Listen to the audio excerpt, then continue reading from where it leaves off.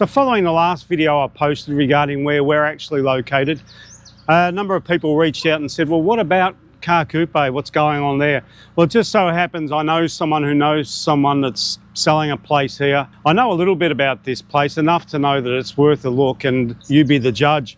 It's in a really nice part of the town here, really high up on Caacupé. It's sort of, the town runs down and into the flat part where the basilica and the main township is, but we're really up on the high part of Caacupé, really flash part of town as they go. So I'll be interested to have a look through and show you what sort of house you might be able to perhaps come across in a place like Caacupé. I'll get a price point and we'll make an assessment as to whether we think that it is in the ballpark or not. So just walking into this place, one of the things that I really like about it is that it has two entrances in terms of your cars. So it's got like a car entrance there and here, which is really cool for a number of reasons. And it's got an upstairs area that I'll go and explore. But the first thing I'm thinking is it gives you some options in terms of vehicle parking if you have different groups of people actually staying here, if the house would allow that. Because whenever I'm looking at a house, I'm always thinking, well, is it the sort of place that I'd live in? But also potentially, if ever I wanted to put it on the market to rent. And there is a real demand for rental accommodation here in Caacupé and surrounds. There are rentals available here, so it's not like a crazy shortage, but there is always people coming, at least since we've been here, and looking for nice accommodation in places like Caacupé. So, you know, if you've got some options, it definitely helps. And that's something that I'm sort of looking at as I come through this place. The other thing that catches my eye as soon as I walk in is it's got a big munter of a air conditioner. You have to check that that works, but providing it does, that would definitely be a big monster that would be pretty handy. It's been really hot. The other thing that immediately sticks out to me is it looks like it's got some good spouting, guttering on the roof, running down and out, articulating your water out, which is good. But just looking down there, I can see that that path sort of seems to canter in towards the house a bit. So I expect that there might be some superficial issues that result from that. And if you just look up on the wall here, yeah, there's a bit of cement rust, nothing too drastic, but that's pretty typical of a wall that's getting a little bit of damp, maybe coming up from that footing that's running back through. So whenever I look at something like that, I always think, well, I'd rather it sort of cantered the other way and run that water away. But the good thing too is that you've got a walkway down the side of the house there, which is nice. You can't get a vehicle down there, but at least you can get down the back without walking through the house, which is pretty cool. Nice security on the windows, which I always appreciate. Nice aircon.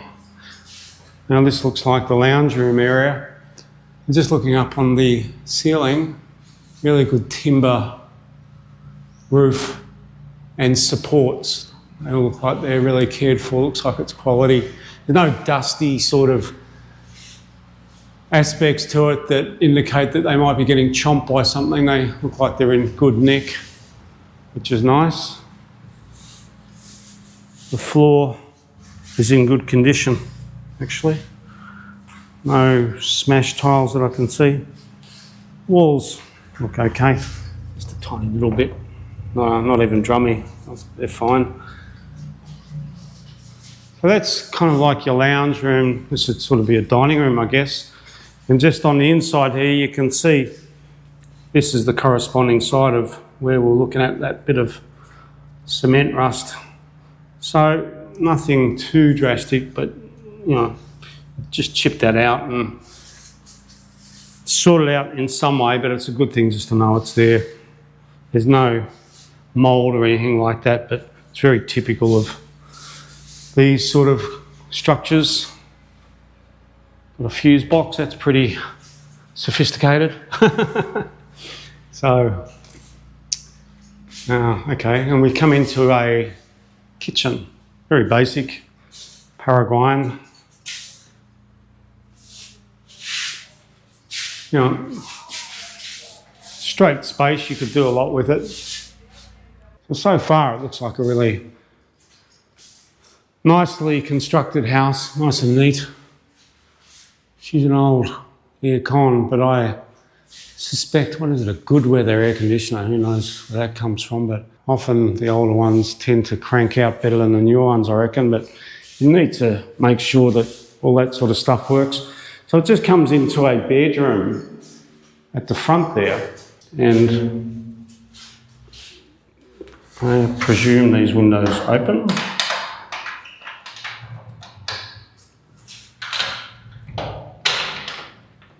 Yeah, they would. I just have to work it out. It's a bit of an IQ test. But, you know, straight bedroom. So that's looking out into the front yard there. It's got some security on it, which is nice. Again, nothing too dramatic with any sort of issues, just a bit of paint cracking and stuff. Maybe a little bit of moisture there, but nothing dramatic. Some nice plugs, and it's fairly well appointed.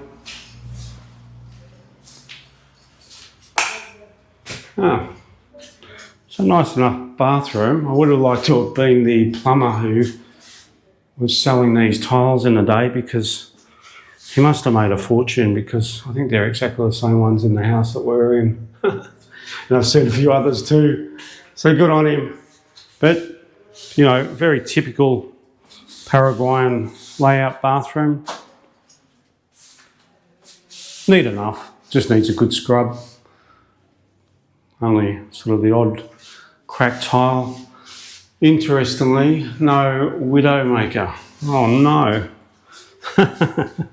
So obviously it's got a water heater somewhere lurking around. You come into this room here, right? And this is where sometimes the design aspects of these houses become interesting. You've got what appears to be another bedroom coming off that little hallway, but then you've got two doors. So that can always be interesting, and it's quite common in Paraguayan built houses that you will have a room with two doors. So to you and I, we might think, well, that kind of makes it more like a big hallway than a room, unless you like having people walking through your bedroom. So we'll just have a bit of an explore through, but I would expect that you could close one of these doors off, decommission it, and, you know, make this into the bedroom that it probably was meant to be. Just looking, a little bit of a moisture issue, but nothing drastic. Again, no mould or anything. And just something that would need to be thought about. So you come out to this kind of staircase area, and this obviously goes up to that first floor. Let's go and check it out.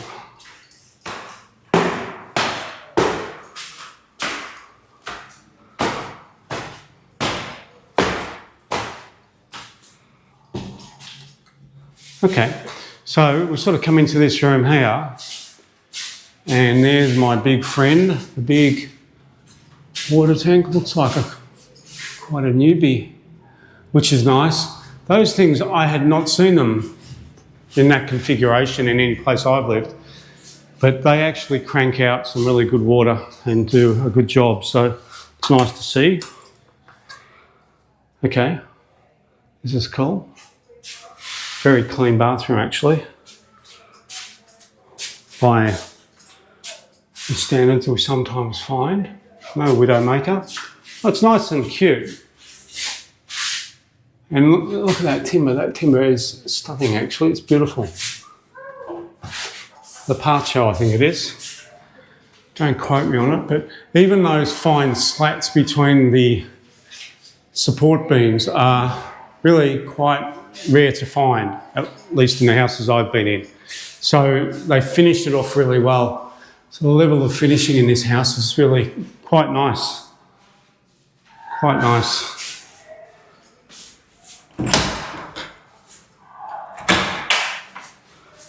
Oh wow, okay. So,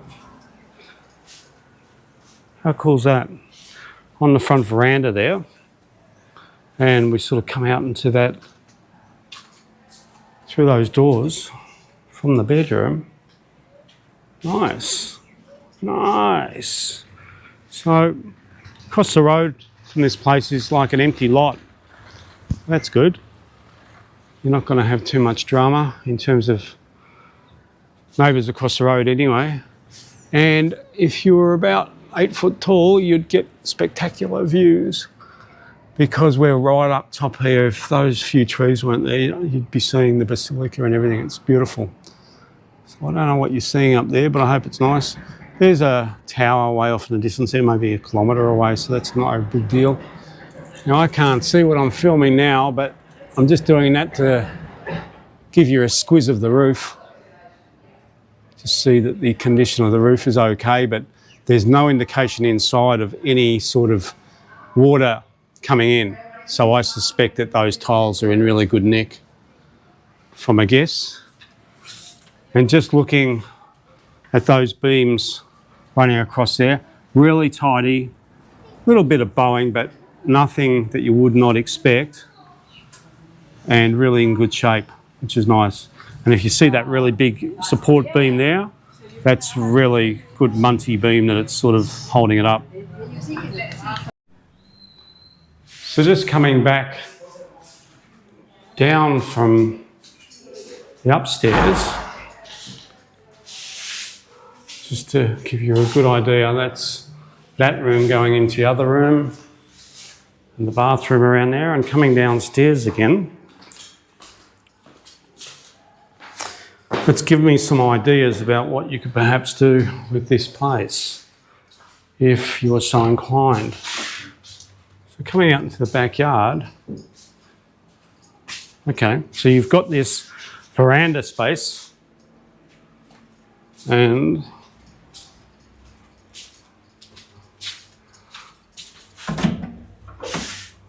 oh, nice, not the bathroom with a widowmaker.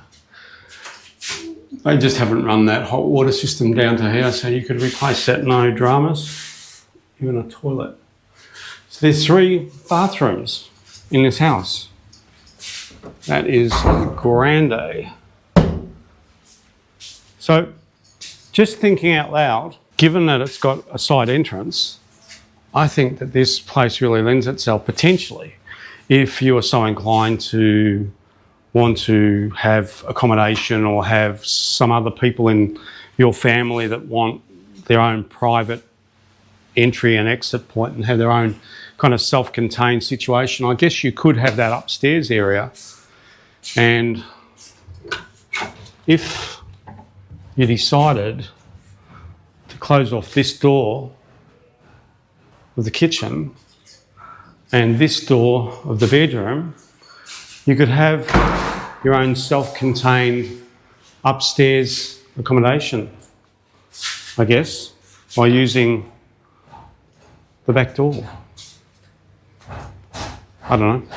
Just thinking it through. When I get into my old age, I've got to think of these things. Maybe, not for years yet, but well, maybe. I think maybe now. But if you want to have another accommodation option, whether it's for friends or family or putting it out on the rental market, at least you could potentially live downstairs and have something going on upstairs. And that's the nice wide walkway, which is plenty for a pedestrian or motorbike. Fortunately, can't get the Toyota down there, but it's good enough to be able to access the back of your property, which is the really important thing, and gives you those options.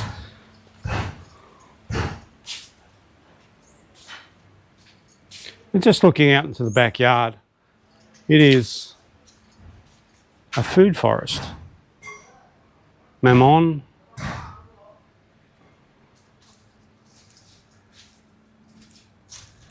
bananas,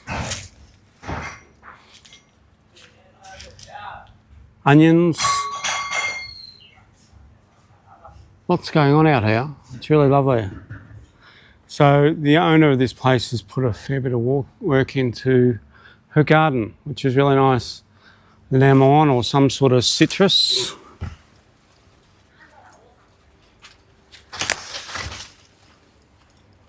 And really quite a sizable yard.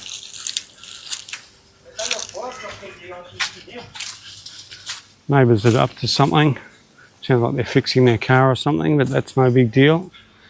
You are in town, so you can't expect that there's going to be no noise, but there's nothing too devastating at all. Oh, it's really nice. And my imagination's running wild because I can see right there a pool, and with all this shade it would be really lovely. Really nice spot. Nice yard and quite a cool house. Now, I've been told that apparently it was quite differently designed, and there are not too many houses of this kind of shape and type here in Caacupé or anywhere else I've seen. Paraguay is renowned for a lot of things, but its architecture, at least its modern architecture, isn't necessarily one of them. But this has got a bit of funk going on about it. I think it's kind of cool in its own way. Just looking up on the roof line, there's no damage that I can see or any evidence that there's anything sort of failing or anything like that. It's quite a dramatic stop to that roof. I like the way it's a bit quirky, and it's got the upstairs part and a few options to do a few things depending on what your needs are. But so this place is on the market for 440 million, and my thoughts are that it's a 3 to 4 bedroom, 3 bathroom house in a nice part of town with a good yard. It's got a bit of style about it, and there's some real options in terms of the way that it's laid out if you wanted to maybe do something with it apart from just living in it. If I was to be asked what I thought about that price, I would say that it's really in the ballpark. That sort of price on a house like that, I think that that's what you should be sort of expecting to find. If you got it much cheaper than that, then I think that you would be doing really well. But if you paid that sort of price point, I think that you'd be relatively on the money. Because I know of houses that are for sale not too far at all from here that are literally double the price. Maybe in better condition, maybe more recently renovated, but nevertheless, those sort of price points aren't outside of the realm of... Hola! Sí, sí, perfecto! Who knows?